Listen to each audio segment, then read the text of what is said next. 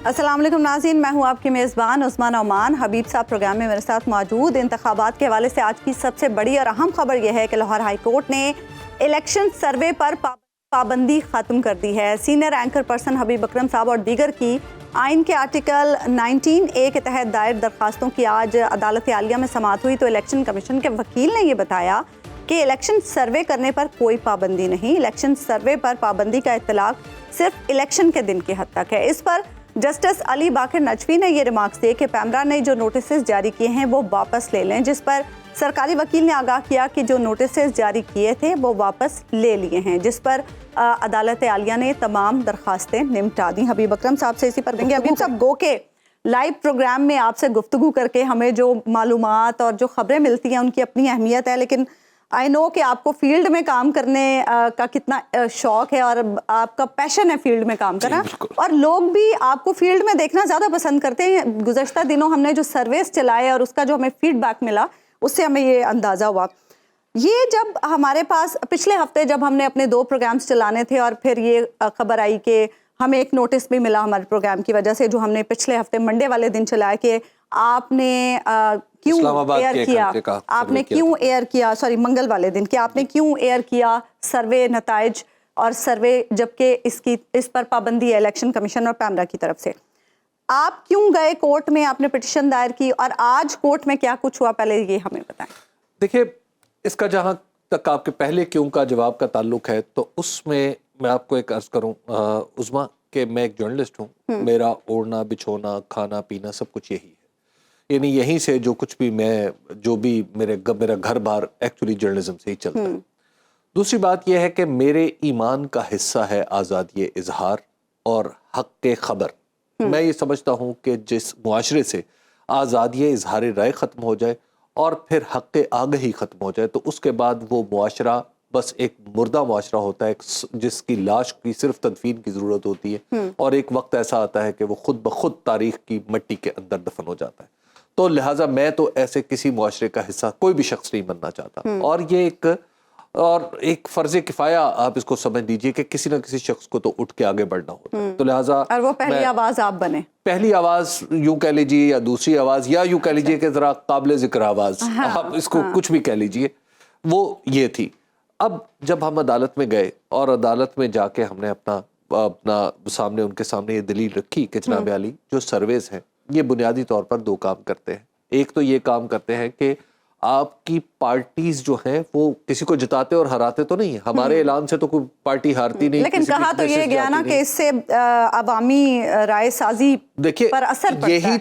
यही तो इसका कैच है कि अवाम का क्या ये हक नहीं है कि वो जानने की कोशिश करें कि उनके पूरे मुल्क में या किसी एक हलके में कौन सी पार्टी आगे है, कौन सी पीछे है, किसका उम्मीदवार बेहतर है, किसका उम्मीदवार कमतर है। क्या ये आपका हक नहीं? क्या आप नहीं जानना चाहती कि आप जाने इतने बड़े बड़े हलके हैं, 9 लाख आबादी में से एक शख्स ने MNA मुंतखब होना है और तकरीबन रफली 2 लोगों ने सूबाई असम्बली में जाना है।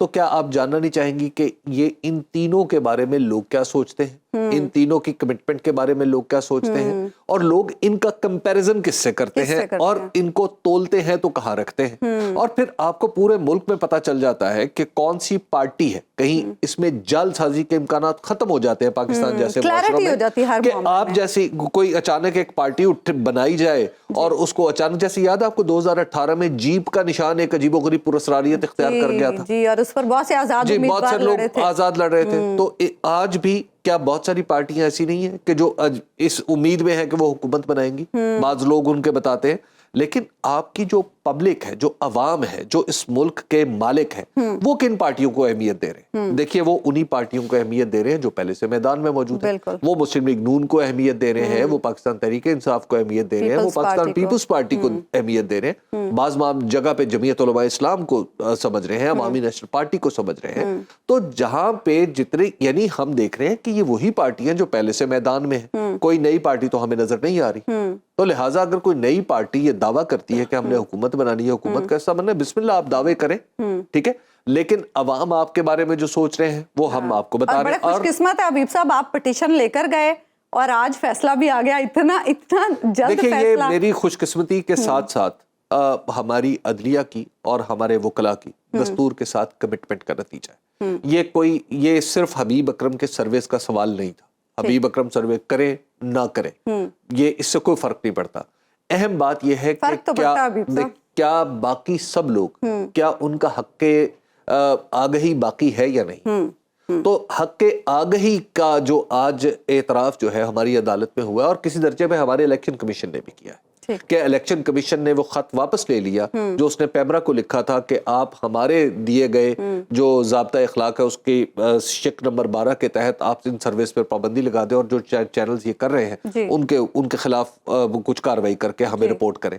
تو دیکھیے یہ ایک کریکشن کورس کریکشن ہے الیکشن کمیشن کی جگہ پہ. عدالت اس میں نہ پڑتی تو شاید یہ نہ ہوتا. تو میں سمجھتا ہوں کہ علی باقر نجفی صاحب مجموعی طور پر ہمارے سارے جج صاحبان بڑے احترام کے قابل ہیں. تو اور علی باقر نجفی صاحب نے آج بہت تیزی سے آپ دیکھیں 4 دفعہ آج ایک کیس کی سماعت ہوئی. اسی کیس کی 4 دفعہ مختلف اس میں وقفے سے 4 دفعہ سماعت ہوئی اور حتمی طور پر پھر الیکشن کمیشن کے وکیل نے کہا کہ جناب ہم نے یہ اپنا جو خط ہے یہ واپس لے لیا ہے اور ہم اس کو سرنڈر کرتے ہیں. تو میں سمجھتا ہوں کہ یہ کوئی میری فتح نہیں ہے, یہ سنو ٹی وی کی فتح نہیں ہے. ہاں اس میں ہم تھوڑا سا احساس تفاخر دل میں کہیں آ جائے, کنٹریبیوشن آ جائے تو یہ صرف اللہ کی مہربانی ہے. لیکن اصل بات یہ ہے کہ یہ صحافت کی فتح ہے, ان لوگوں کی فتح ہے جو لوگ ووٹ دینا چاہتے ہیں, جو لوگ بات سننا چاہتے ہیں. ٹھیک ہے. اچھا حبیب صاحب, پچھلے ہفتے ہم نے 2 پروگرامز چلائے لیکن ڈیو ٹو دس ریسٹرکشن ہم نے ان کے سروے نتائج نہیں چلائے تھے. لوگوں کی اپنی عوام کی لوگوں کی رائے تو سنی, لیکن نتیجہ کیا تھا اس رائے کے نتیجے میں وہ نہیں ہم چلا سکے. تو میں یہ چاہوں گی کہ آپ ہمیں سب سے پہلے تو بتائیں کہ جو ایبٹ آباد NA16 یعنی حویلیاں کا, پھر اس کے علاوہ ایبٹ آباد NA17 اور ہری پور کا جو ہم نے چلایا تھا. ایک تو یہ ہے کہ میں نے تو آپ نے بھی اور میں نے بھی اور سنو ٹی وی نے بھی بالکل اس حکم کو ان لیٹر اینڈ اسپرٹ مانا جو پیمرا کی طرف سے آیا. ٹھیک ہے نا, کیونکہ جب کچھ سرویس چل چکے تھے تو اس کے بعد پیمرا کا حکم آیا. ٹھیک ہے, تو اس کو لیٹر اینڈ اسپرٹ مانا, لیکن بعض نے نہیں مانا. ٹھیک ہے, اب کیا کسی کو کہے.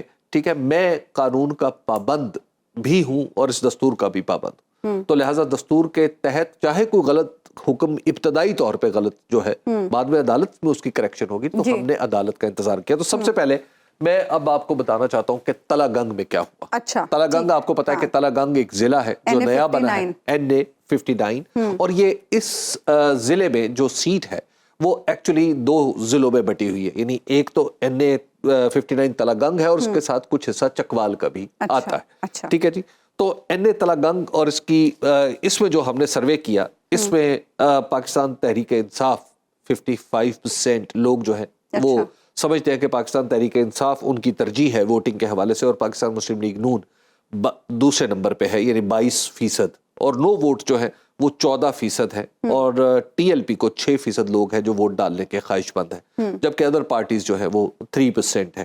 اور یہ جو حلقہ ہے آپ کو یہ بتا دوں کہ پچھلی بار یہاں سے جب الیکشن ہوا تھا تو یہاں سے جناب چودھری پرویز الہی صاحب نے الیکشن لڑا تھا قومی اسمبلی کا, اور وہ یہاں سے جیتے تھے. گویا یہ سیٹ جو ہے وہ پہلے بھی PTI کے پاس تھی اور اب بھی PTI کے پاس. لیکن پچھلی بار جب وہ لڑے تھے تب تو وہ PMLQ کے, جی تب وہ PMLQ کے تھے, ٹریکٹر کے نشان پہ انہوں نے الیکشن لڑا تھا. دوسرا حلقہ جو ہم نے نہیں چلایا, یعنی اس کا پروگرام تو چلا لیکن اس کے نتائج نہیں چل سکے, وہ تھا خوشاب کا NA87.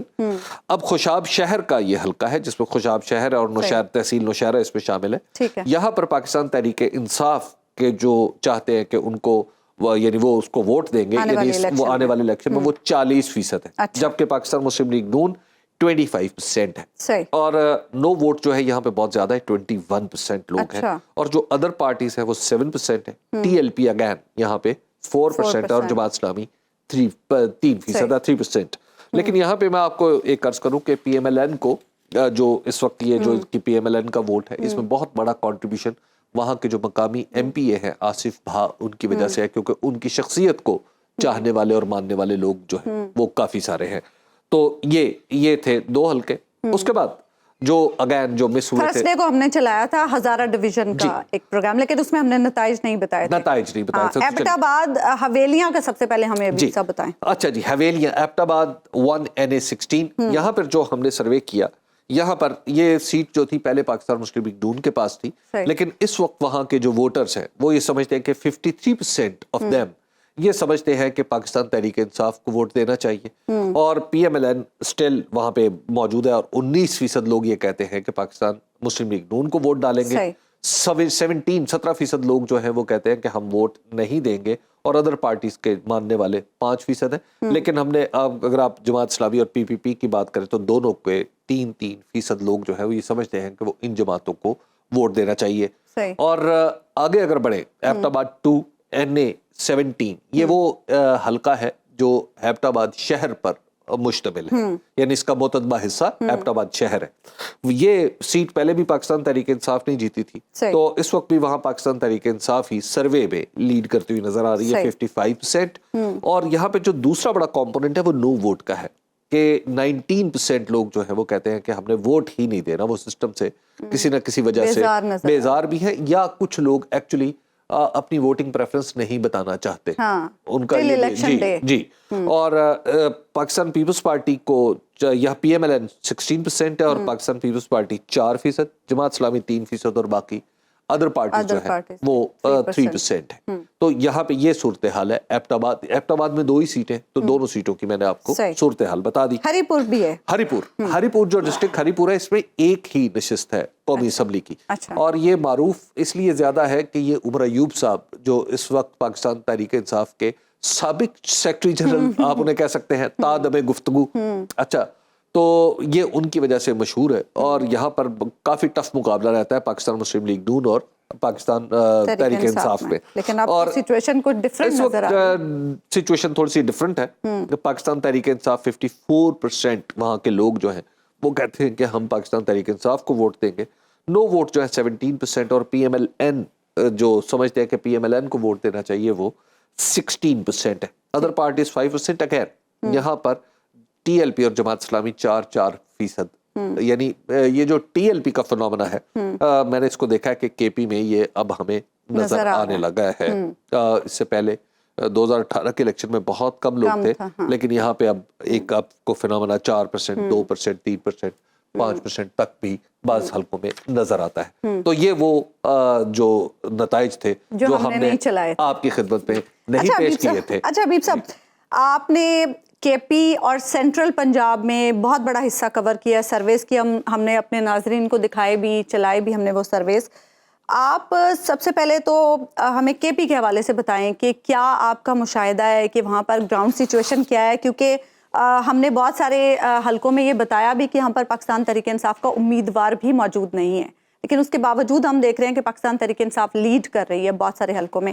آپ بتائیں کہ آپ کا کیا مشاہدہ ہے, کیا گراؤنڈ سچویشن؟ ایک تو یہ ہے کہ جو الیکشن ہے نا, وہ پاکستان کا الیکشن وہ اب نیریٹو ورسز ڈیولپمنٹ پہ جا چکا ہے. جب بھی نیریٹو کی بات ہوتی ہے تو پھر عام طور پر جو خدمات ہوتی ہیں, یعنی جو پہلے سے حکومتی کارکردگی ہوتی ہے, ان کا جواب زیادہ مشکل سے دینا پڑتا ہے. تو جب نیریٹو پہ بات چلی جاتی ہے تو صورتحال بدل جاتی ہے. وہاں پہ امیدوار میٹر نہیں کر رہا ہوتا, وہاں پہ نیریٹو میٹر کر رہا ہوتا ہے, وہاں پہ وہ بیانیہ میٹر کر رہا ہوتا ہے. اس کی اہمیت ہوتی ہے جس کو لوگ سمجھتے ہیں یہ حق ہے, یہ درست ہے, یا ان کے نزدیک ان کی فہم کے مطابق یہ درست ہے. تو اس وجہ سے جب یہ آپ کو نظر آ رہا ہے کہ پاکستان مسلم لیگ نون کے امیدوار یا جہاں جہاں پاکستان تحریک انصاف کے مخالف امیدوار اپنی جگہ پہ موجود ہیں, پاکستان تحریک انصاف کا کوئی امیدوار کیا جھنڈا تک موجود نہیں ہے بیشتر جگہوں پہ, اکثر جو بلکہ 100% جگہوں پہ جھنڈا تک موجود نہیں ہے, سوائے مانسہرہ کی ایک مثال میں آپ کو بتاؤں گا بعد میں.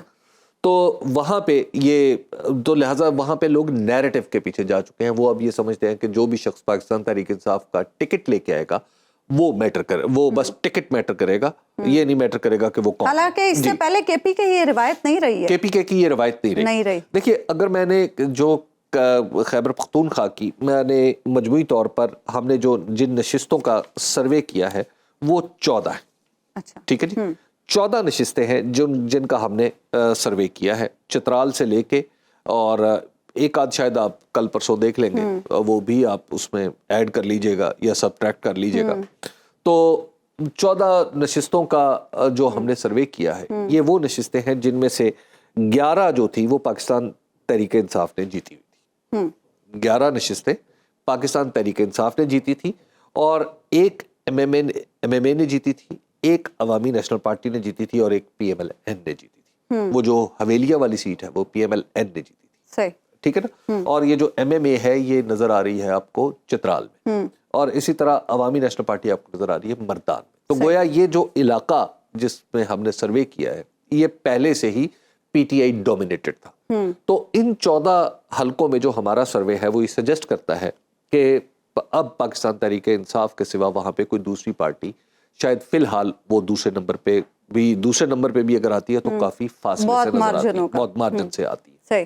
ٹھیک ہے, تو اب آپ اس کو اگر آپ مجھ سے ویسے پوچھیں کہ عمومی صورتحال خیبر پختونخوا کی کیا ہے, تو میں آپ کو یہ بات عرض کر سکتا ہوں کہ وادی پشاور میں مجھے کوئی نشست کسی دوسری پارٹی کی نظر نہیں آتی, اور خیبر پختونخوا کی جتنی بھی نشستیں ہیں اس میں سے جتنا بھی ڈینٹ ڈالنا ہوگا وہ بہت مشکل ہوگا کسی بھی پارٹی کے لیے. مولانا صاحب کو جی, مولانا فضل الرحمان صاحب کو تشویش یہ درست ہے, کیونکہ جو ووٹر ہے اس کو مولانا فضل الرحمان کوئی ایسا جواب نہیں دے سکے جو ان کی 16 ماہ کی کارکردگی جس حکومت کا وہ حصہ رہے وہ اس کارکردگی پر اپنے لوگوں کو مطمئن کر لے. تو لہٰذا وہ صورتحال ان کے لیے پریکٹیکلی کافی مشکل ہے, تو ان کی جماعت کے لیے بھی.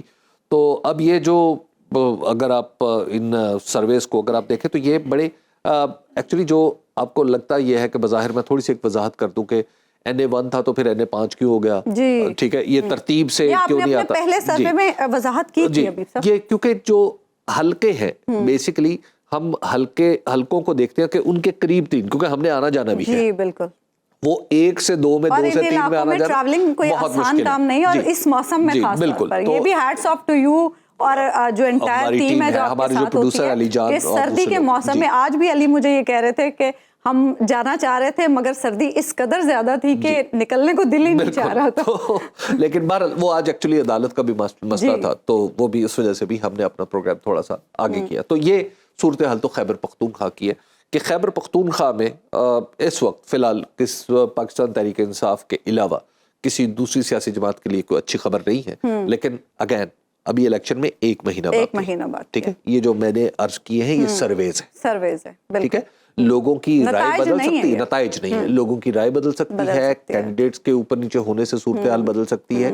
تو لہٰذا ان کو بلے کا نشان بھی اس میں اہم کردار ادا کر سکتے ہیں. یہ آپ نے سوال اچھا اٹھایا, اب چاہتی ہے میں اس پہ کچھ ایک ابھی آگے چل کے مجھے پروگرام میں اس پہ بات کرنی ہے آپ سے.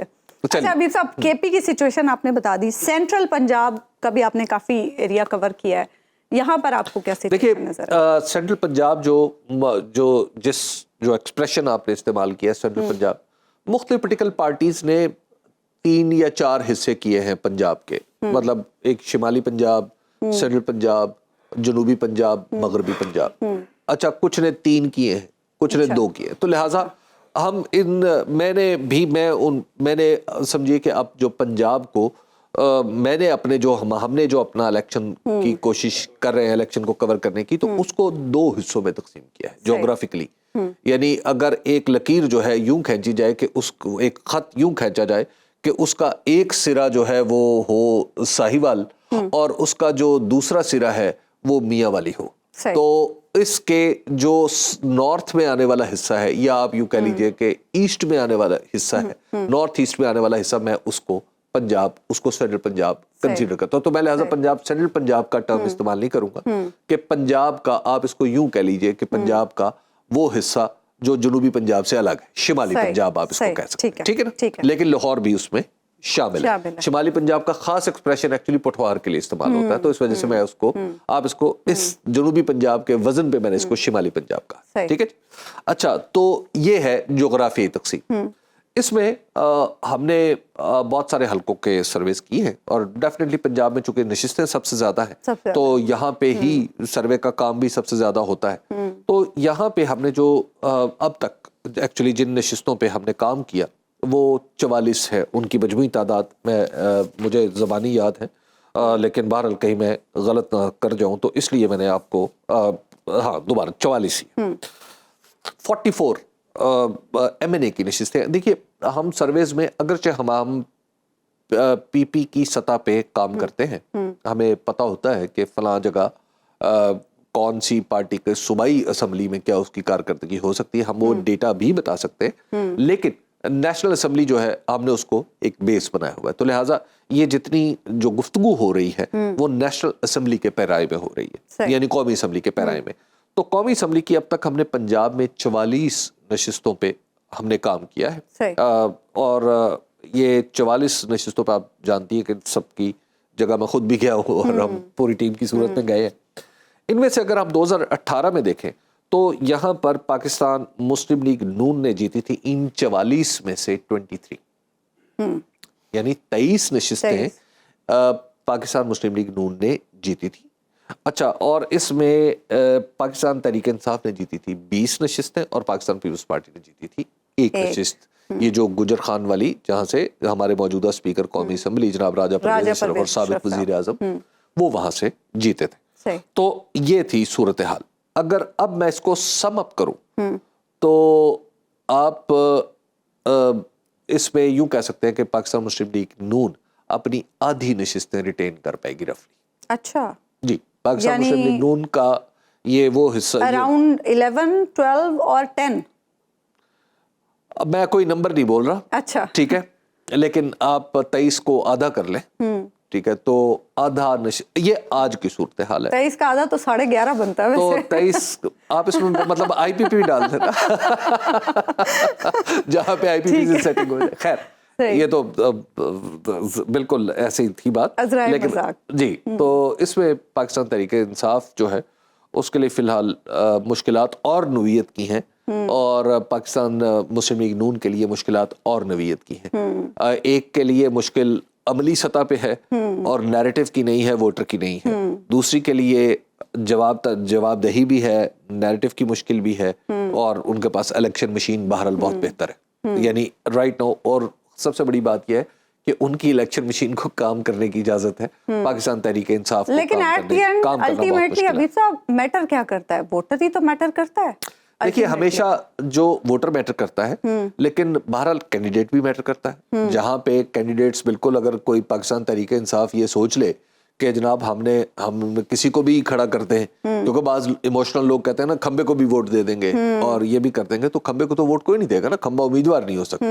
تو یہ دیکھنا ہے کہ کھمبے نما امیدوار نہ ہو. لیکن لوگ جتنا ہم نے سرویز میں لوگوں کو سنا, جی بلے کو تو ہر کوئی ووٹ دینا چاہتا ہے. جی دیکھیے, بالکل لوگوں کی پریفرنسز ہیں, لیکن اس کے لیے اگین میں آپ کو بار بار عرض کر رہا ہوں, یہ کوئی الیکشن کے نتائج نہیں ہے, ٹھیک ہے, یہ سرویز ہے, یہ ایک دن کا سنیپ شاٹ ہوتا ہے. اگلے دن صورتحال تبدیل بھی ہو سکتی ہے, وہاں پہ بدلا بھی جا سکتا ہے, وہاں پہ صورتحال آگے بھی بڑھ سکتی ہے, پیچھے بھی ہٹ سکتی ہے, ریورس بھی ہو سکتی ہے, سب کچھ ہو سکتا ہے. لیکن اب تک کی صورتحال جو ہے وہ میں آپ کی خدمت پہ عرض کر رہا ہوں کہ لوگوں کی اوپینین کچھ اس طرح کی. ٹھیک ہے حبیب صاحب, آپ سے آگے بھی ہم بات کریں گے, دیگر ایشوز بھی ہیں جو بات کرنے کے لیے حبیب صاحب کے ساتھ ہم گفتگو کریں گے, ان ایشوز پر بھی. ایک چھوٹی سی بریک ہم لیں گے, بریک کے بعد واپس.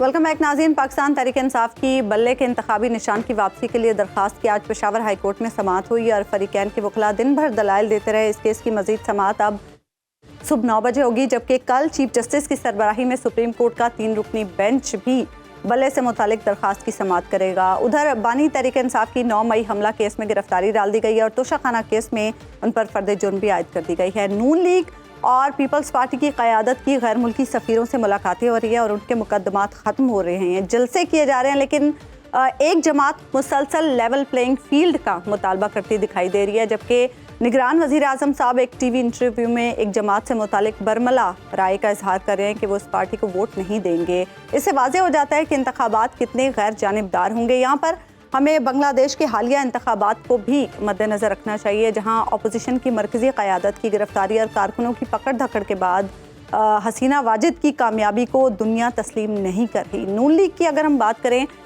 تو ہم دیکھ رہے ہیں کہ نون لیگ کی تمام تر توجہ پنجاب پر ہے, جہاں آئی پی پی کے ساتھ اس کی سیٹ ایڈجسٹمنٹ ہو گئی ہے, ایم کیو ایم کے ساتھ بھی معاملات طے پا گئے ہیں, اور تاحیات نااہلی کا پتہ بھی اب صاف کر دیا گیا ہے. اب صرف 29 روز بعد 8 فروری کے انتخابات ہونا باقی ہیں, لیکن اس وقت سب سے بڑا مسئلہ صرف یہ بنا ہوا ہے کہ اڈیالہ جیل سے جو آرٹیکل اکانومسٹ کے لیے لکھا گیا وہ کیسے لکھا گیا. کوئی یہ نہیں پوچھ رہا کہ انتخابات سر پر ہیں, نون لیگ کی قیادت مسلسل خاموش ہے, نہ کوئی جلسہ ہو رہا ہے, نہ کوئی بیان آ رہا ہے. اس پراسرار خاموشی کی آخر وجہ کیا ہے؟ کیا یہ کسی ڈیل کا نتیجہ ہے؟ اور ووٹ کو عزت دو کا بیانیہ آ گیا, اور پیپلز پارٹی کیا کرنا چاہ رہی ہے جو مسلسل یہ کہہ رہی ہے کہ 8 فروری کو وہ سرپرائز دے گی. حبیب صاحب لیول پلینگ فیلڈ میں تو چیف جسٹس صاحب نے یہ ریمارکس دیے کہ الیکشن کمیشن مقدمات بھگتے یا پھر انتخابات کرائے. اب ہم دیکھ رہے ہیں کہ کل بلے کے نشان کے معاملے پر سماعت ہونی ہے اور چیف جسٹس قاضی فائز عیسیٰ صاحب بھی اس بینچ کی سربراہی کر رہے ہیں.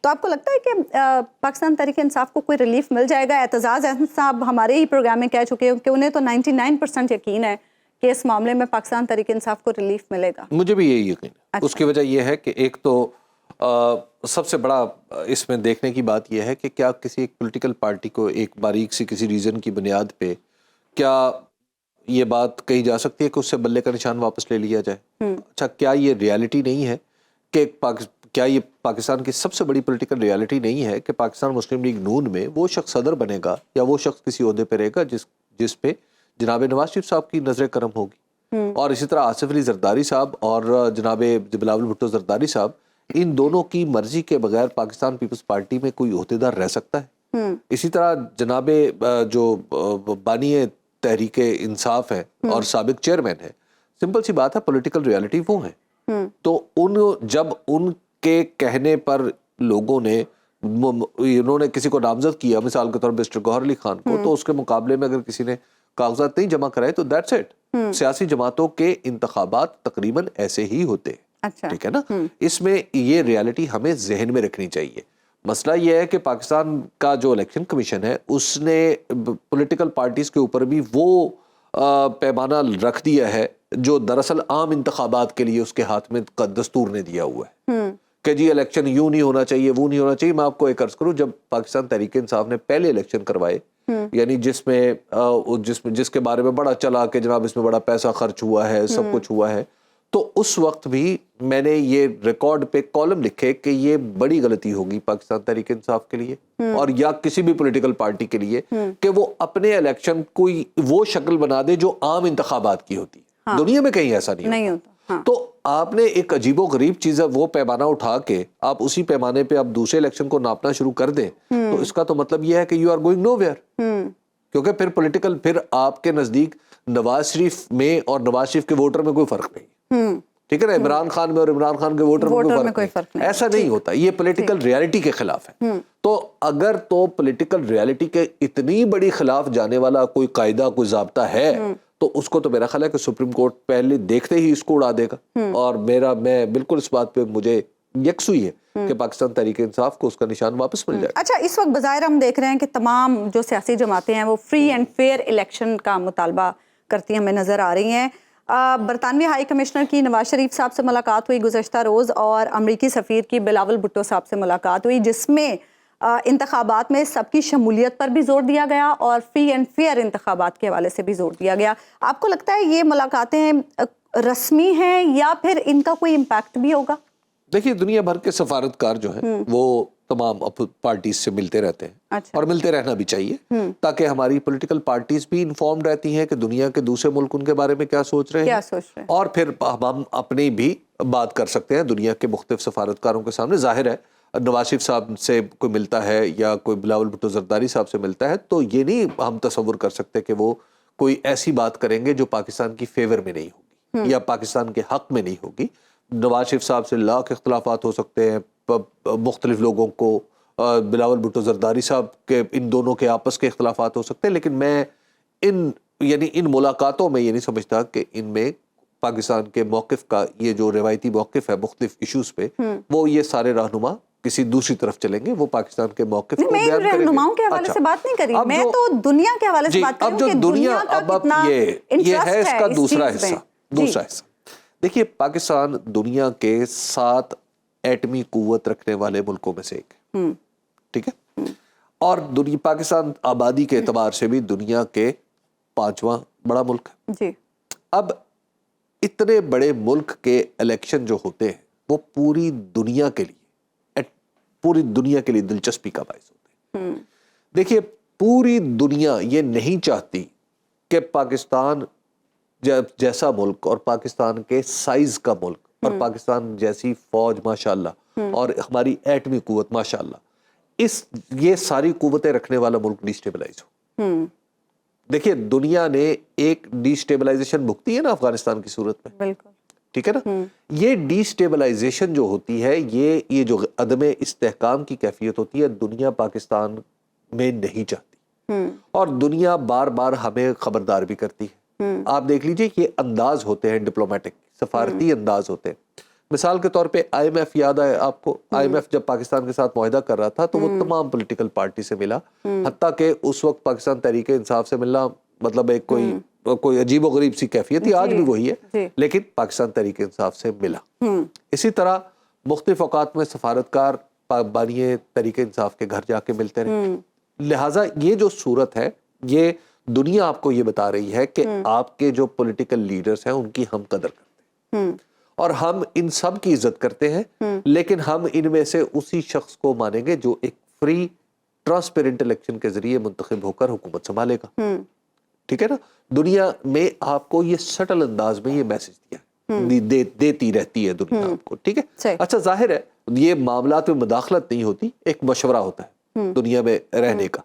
تو لہٰذا اگر کہیں سے یہ جیسے آج بیانات چھپے ہوئے ہیں اخبارات میں کہ ہم جس میں سب کی شمولیت چاہتے ہیں, تو میرا خیال ہے کہ یہ سفارتکاری کی انتہا ہے کہ بس اس سے زیادہ صاف بات نہیں کی جا سکتی. اچھا صاحب, نون لیگ کیوں اب تک خاموش ہے؟ ہم دیکھ رہے ہیں کہ کچھ صرف علاقوں میں ہمیں نظر آیا کہ نون لیگ نے کچھ ٹکٹس کے معاملے پہ بات چیت کی, ابھی تک کوئی کینڈیڈیٹس کے باقاعدہ اعلانات نہیں کیے گئے, کوئی انتخابی مہم نہیں چلائی گئی. آئی پی پی کے ساتھ سیٹ ایڈجسٹمنٹ کا سن رہے ہیں, لیکن اس سے کیا کوئی سیاسی نقصان بھی ہوگا نون لیگ کو؟ ایم کے کے ساتھ بھی کچھ ایک تو یہ بات سمجھ لیجئے کہ مسلم لیگ نون نے اقتدار کی جو سیاست کرنی تھی وہ کر لی. اچھا ٹھیک ہے, اب جو کچھ بھی ہے وہ تکلفات ہے. ٹھیک ہے, چلے ہیں تکلفات بھی تو کہیں نہ کہیں نہیں, بس تکلفات اتنے ہی چاہیے نا, اتنے ہی چاہیے نا تکلفات. اچھا جی دیکھیں ہم الائنس کریں گے, ہم نہیں کریں گے, ہم کریں گے, ہم نہیں کریں گے. اچھا ہم 7 نہیں دیں گے, ہم 3 دیں گے. اچھا چلو ہم 14 نہیں دیں گے, ہم 5 دیں گے. ٹھیک ہے, یہ تکلفات ہے محض. ٹھیک ہے نا. یہ ایک سموک سکرین ہے جو آپ کو بتا رہی ہے کہ جناب پاکستان مسلم لیگ نون کو بڑا انٹرسٹ پیدا ہو گیا ہے ووٹنگ میں, کیونکہ یہ وہی جماعت ہے جس نے کچھ عرصہ پہلے, پچھلے سال, آج سے تقریباً 7 مہینے پہلے, اس نے پاکستان کے 2 صوبوں کے اندر الیکشن جو لازمی تھے دستور کے مطابق, اس کے راستے میں رکاوٹ کون تھا؟ جناب شہباز شریف صاحب تھے, جناب اسحاق ڈار صاحب تھے, اور ان پی ڈی ایم کی پوری حکومت کو جناب نواز شریف صاحب کی حمایت حاصل تھی, جناب آصف علی زرداری صاحب کی آشیرواد حاصل تھی, جناب بلاول بھٹو زرداری صاحب اس میں شامل تھے, حضرت مولانا فضل الرحمان مدظ اللہ العالی باقاعدہ عدالت کے دروازے پر ہجوم کرنے پہنچے تھے, اور ان کا راستہ ان کے ساتھ کون تھی؟ محترمہ مریم نواز صاحبہ. تو یہ سب لوگ وہ ہیں جن کے ریکارڈ پہ یہ بات موجود ہے کہ یہ الیکشن نہیں چاہتے. یعنی آپ کیا کہہ رہے ہیں نون لیگ کو ان تکلفات کی ضرورت نہیں ہے, تو لہٰذا اسے اب تکلف مزید کرنے کی کیا ضرورت ہے کہ جلسہ بھی کرو. بریک کے بعد واپس آئیں کے سلسلے کو آگے بڑھائیں. ویلکم بیک ناظرین. اب ہم بات کریں گے تاحیات نااہلی کیس کے حوالے سے. سپریم کورٹ نے اراکین پارلیمنٹ کی تاحیات نااہلی ختم کر دی, اور اس میں یہ کہا گیا کہ 2018 میں سمیع اللہ بلوچ کے کیس میں 62(1) کے تحت یہ طے کیا گیا تھا کہ جو بھی عوامی نمائندہ معلومات کی فراہمی کے حوالے سے غلط بیانی کرے گا تو وہ صادق اور امین نہیں سمجھا جائے گا اور تاحیات نااہل سمجھا گیا. لیکن سپریم کورٹ نے اس معاملے کو ریورس کر دیا, سپریم کورٹ نے تاحیات نااہلی ختم کر دی. حبیب صاحب, تاحیات نااہلی سے فائدہ کس کس کو ہوگا؟ یہ تو ڈسکشن ہو رہی ہے مسلسل, ہم دیکھ رہے ہیں جب سے فیصلہ آیا ہے. نواز شریف صاحب بھی اہل ہو گئے, جہانگیر ترین صاحب بھی اہل ہو گئے, لیکن اس کے سیاسی اثرات کیا ہوں گے آنے والے دنوں میں؟ دیکھیں اس کے سیاسی اثرات پہلے سے ہی فیکٹرڈ ان, یعنی اس کے جو سیاسی اثرات اس فیصلے کے ہونے تھے وہ پہلے سے ہی ہو چکے ہیں. آپ کو یاد ہوگا اسی پروگرام میں, صرف اس پروگرام میں نہیں, پاکستان بھر کے تمام ٹیلی ویژن اسٹیشنز پہ جتنے بھی پروگرام ہوتے ہیں, بہت سارے جتنے کالم لکھے جاتے ہیں اخبارات میں, ان سب میں یہ بات تقریباً بدرجہ تواتر لکھی گئی کہ جناب نواز شریف صاحب تشریف لائیں گے اور وہ اہل ہو جائیں گے. تو لہٰذا پولیٹیکل جو انڈرسٹینڈنگ تھی, جو سیاسی سمجھ بوجھ کا تقاضا تھا, وہ یہ تھا کہ آپ سیاسی تخمینہ قائم کرتے ہوئے نواز شریف صاحب کو آئندہ کے سینیریو میں اہل سمجھیں. تو میں نواز شریف صاحب کو 21 اکتوبر 2022 سے اہل سمجھ کے ہی اپنے جو زیادہ جی معاف کیجیے گا 2023 سے 21 اکتوبر 2023 سے میں انہیں اہل سمجھتے ہوئے ہی سارے معاملات کو دیکھتا ہوں, اور میں اسی حوالے سے اپنے سیاسی اندر سیاسی تبصرہ جو بھی ہے یا جو پولیٹیکل کمنٹس ہیں میں ان کو ترتیب دیتا ہوں. لیکن اس کا فائدہ آنے والے دنوں میں بانی پی ٹی آئی کو تو ہو سکتا ہے. دیکھیے وہ آنے والے دنوں میں تو اب سب کو ہوگا نا. بات یہ ہے کہ پاکستان, میں اس فیصلے کو درست سمجھتا ہوں. یعنی پاکستان کی سپریم کورٹ نے ایک غلطی تھی جس کو درست کیا ہے. دیکھیے کسی بھی شخص کو ہمیشہ کے لیے نااہل قرار دینا یہ بالکل نامناسب, اور میں کبھی اس استدلال کا قائل نہیں رہا. چیف جسٹس صاحب یہ کہہ چکے ہیں خلاف آئین بھی, خلاف اسلام بھی ہے. دیکھیے جہاں میں نہیں سمجھتا کہ خلاف اسلام یہ ایک الگ فقہی بحث ہے کہ اس میں اس کا کیا درجہ ہے.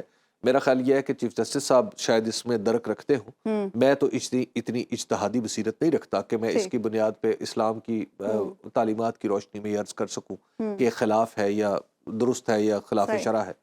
اب بات یہ ہے کہ پولیٹیکلی سپیکنگ اور بالکل کانسٹیٹیوشنلی, میں چونکہ کانسٹیٹیوشن کا ایک طالب علم ہوں, مجھے لگتا ہے کہ فیصلہ بالکل درست ہے. اور جو بھی نااہلی ہے یہ ایک دفعہ ہوتی ہے, کچھ عرصے کے لیے ہوتی ہے, مخصوص وقت کے لیے ہوتی ہے, ایک الیکشن کے لیے ہو سکتی ہے. تو لہٰذا اس میں کسی شخص کو ہمیشہ کے لیے یہ قرار دے دینا کہ وہ نااہل ہے, میرا خیال ہے کہ یہ ایک زیادتی ہے کسی بھی سیاستدان کے لیے. دوسری بات یہ ہے کہ اس میں جو ایک بات ہے کہ اس میں اس کو مذہب سے اپارٹ, میں اس بات کو درست سمجھتا ہوں چیف جسٹس صاحب کی, اور میں اس کی تائید کرتا ہوں کہ صداقت اور امانت, خود کو صادق اور امین قرار دینا یا کسی کو صادق اور امین قرار دینا, یہ میں اعتقاداً میں اس کو درست نہیں سمجھتا. صحیح ہے, ٹھیک ہے. پروگرام کا وقت ختم ہوا. ناظرین آپ سے ملاقات ہوگی کل.